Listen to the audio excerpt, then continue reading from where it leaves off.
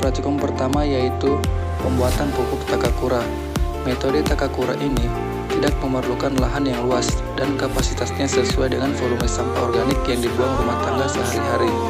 Dengan begitu, sampah dapat dikelola dengan mudah, tidak menimbulkan bau, tidak menyita banyak waktu dalam prosesnya, dan hasilnya pun dapat langsung dimanfaatkan.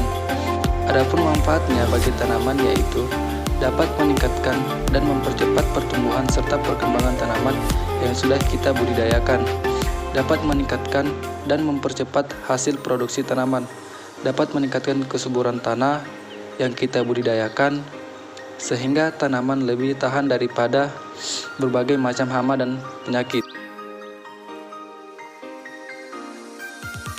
Selanjutnya praktikum pembukaan lahan yang dimana bertujuan untuk menanam tanaman yang akan dijadikan sebagai bahan praktikum, yaitu tanaman sawi.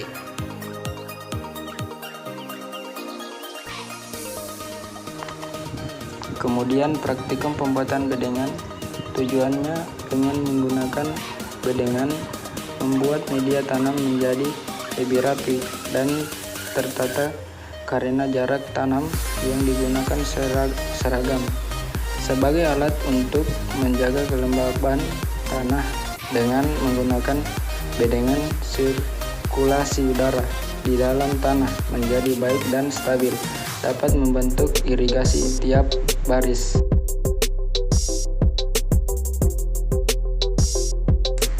Setelah itu, praktikum pengaplikasian pupuk kandang.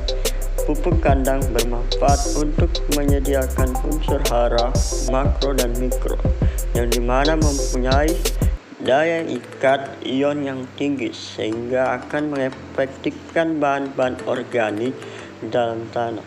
Selain itu, pupuk kandang bisa memperbaiki struktur tanah sehingga pertumbuhan tanaman bisa optimal.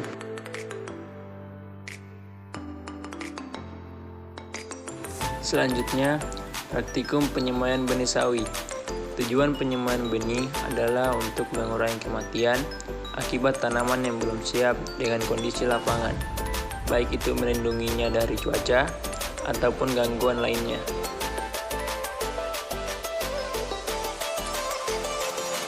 Kemudian praktikum pembuatan pupuk organik cair. Pupuk organik cair adalah larutan dari hasil pembusukan bahan organik yang berasal dari sisa tanaman, limbah agroindustri, kotoran hewan, dan kotoran manusia yang memiliki kandungan lebih dari satu unsur hara. Pupuk organik cair mempunyai beberapa manfaat, di antaranya dapat mendorong dan meningkatkan pembentukan klorofil daun dan pembentukan bintil akar pada tanaman, sehingga meningkatkan kemampuan fotosintesis tanaman dan penyerapan nitrogen dari udara. Dapat meningkatkan vigor tanaman sehingga tanaman menjadi lebih baik.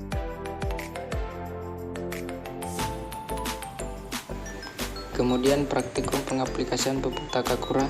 Takakura adalah salah satu metode pengomposan baik skala rumah tangga maupun skala kawasan.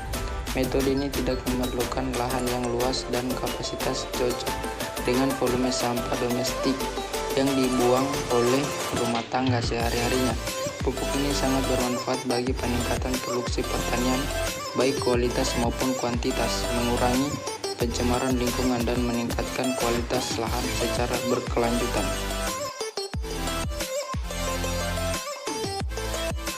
Selanjutnya, praktikum penanaman bibit sawi, yang dimana praktikum ini kita melakukan benih yang telah disemai dan dipindahkan ke bedengan yang telah dicampuri dengan pupuk Takakura, yang dimana takaran telah diukur sesuai dengan takaran.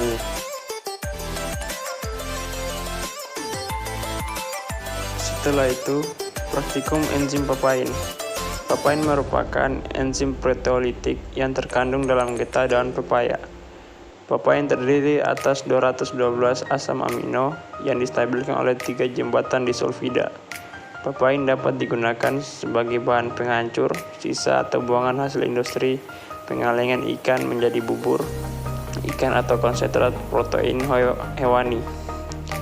Walaupun bermacam-macam bahan sintetik serta protease dari bakteri dan jamur, papain masih tetap populer dan dimanfaatkan dalam pengolahan bahan makanan karena diyakini sebagai produk alami. Cara kerja enzim ini dapat dilakukan dengan cara memecahkan molekul protein melalui kegiatan hidrolisis protein.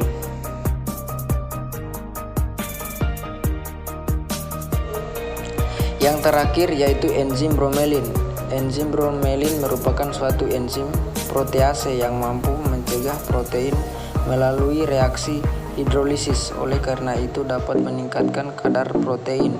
Enzim bromelin dapat menghidrolisis ikatan peptida dari suatu rantai polipeptida pada protein menjadi molekul yang lebih sederhana yaitu asam amino.